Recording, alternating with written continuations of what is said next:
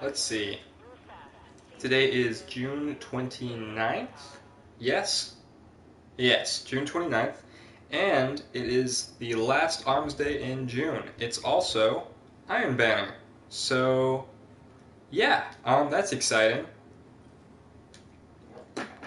Let's check to see if we've got any new guns for our sweet Iron Bannering.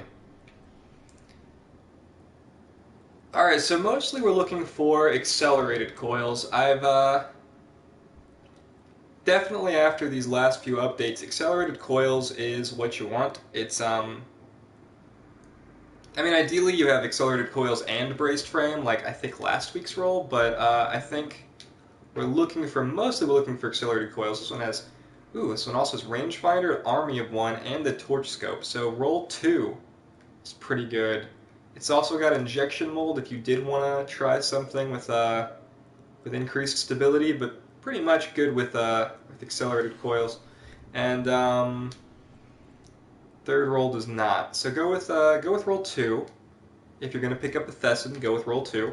Kumakatok. Okay. Life support, extended mag, grenadier. We're really looking for. Oh, here we go. Range. So this is actually not a bad one.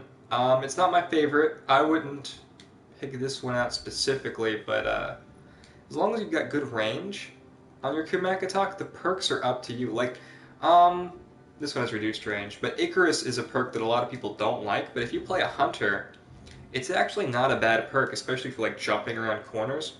I know that sounds weird, but hand cannons are in a weird place right now, where like as long as you have your range stat, you're actually in a pretty good place. Sadly, it looks like the first Kumakatok is the only one with a range increase, so go with that one if you're gonna pick one up. And then the lead Mila still does not have a counterbalance Headseeker roll, and maybe it never will.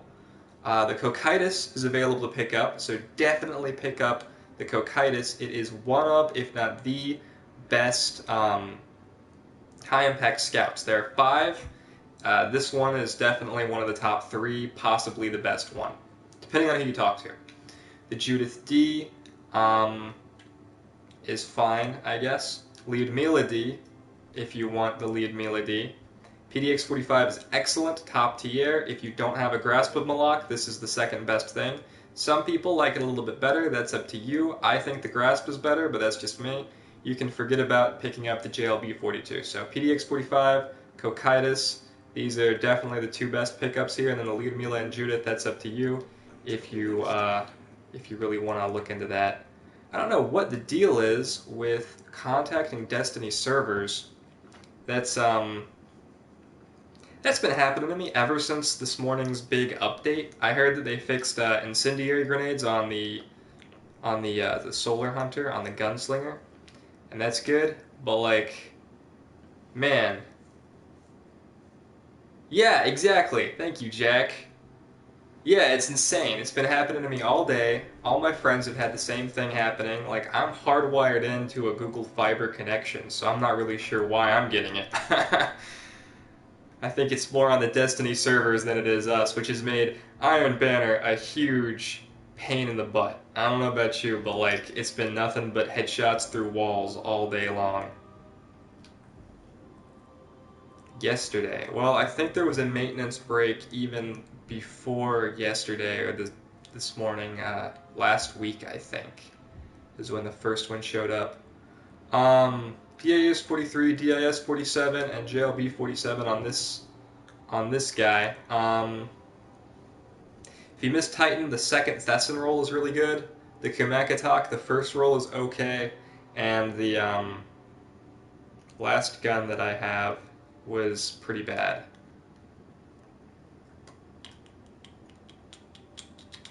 So we are about to check out these Suros guns. Yes, this is PS4. Destiny player.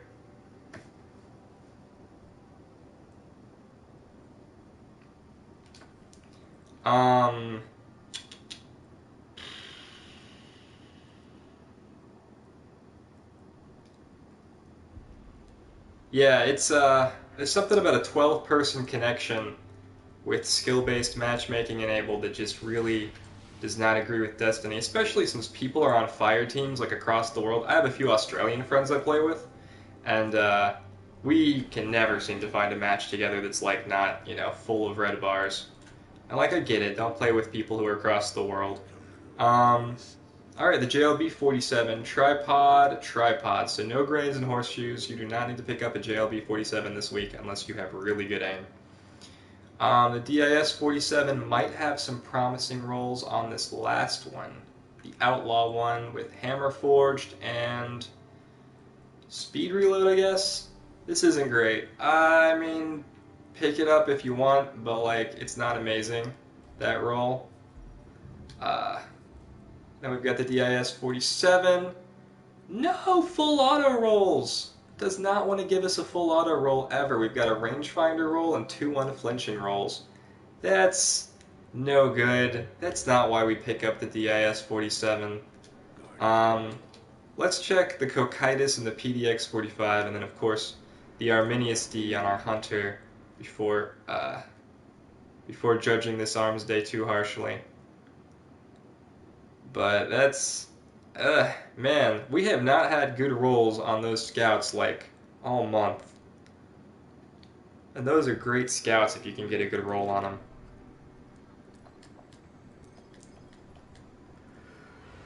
them. This one's got, of course, the 3 favorite primary weapons, the Cocytus, Arminius, and PDX-45. The Arminius has kind of fallen from grace with that last big nerf to the full auto, or high rate of fire auto rifles. I do not have the Sureshot auto rifle package. The only one that's worth picking up, though, is the Sureshot ARI-41, and for that you're looking for...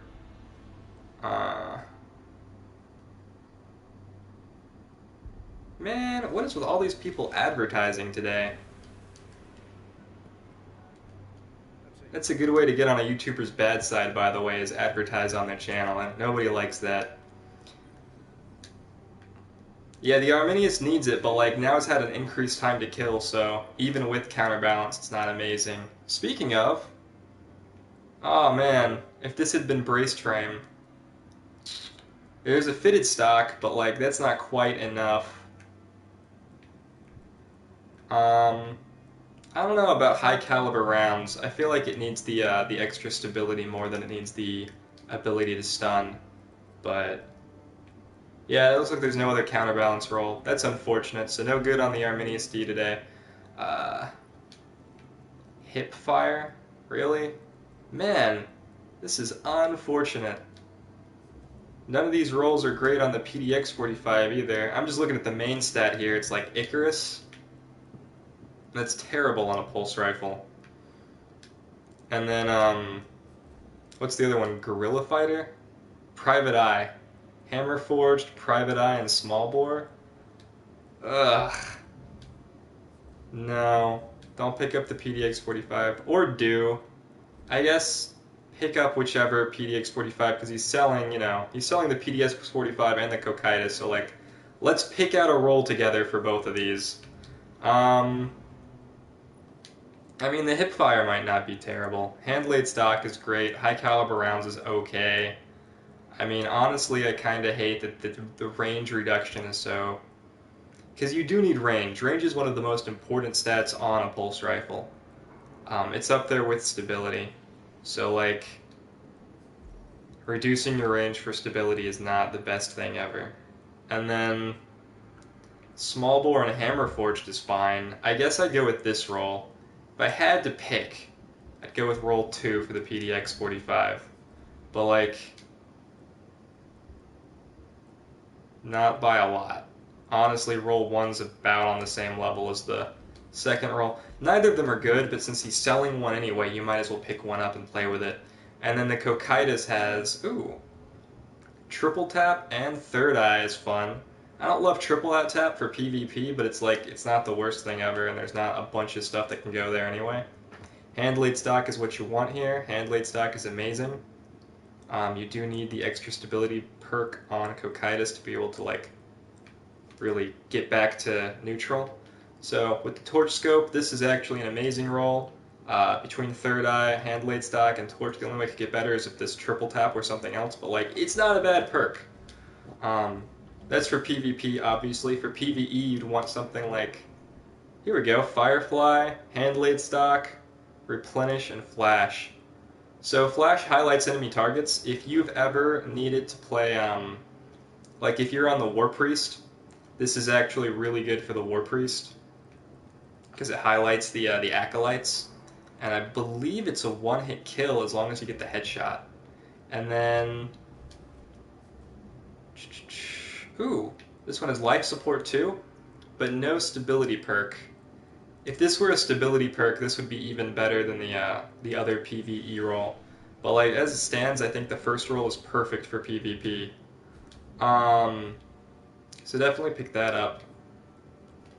Thanks so much, Dark. Alright, well that about wraps it up. Yeah, mostly a decent Cocytus. The Thesan was okay, the second Thesan roll. Otherwise, there wasn't really anything worth talking about.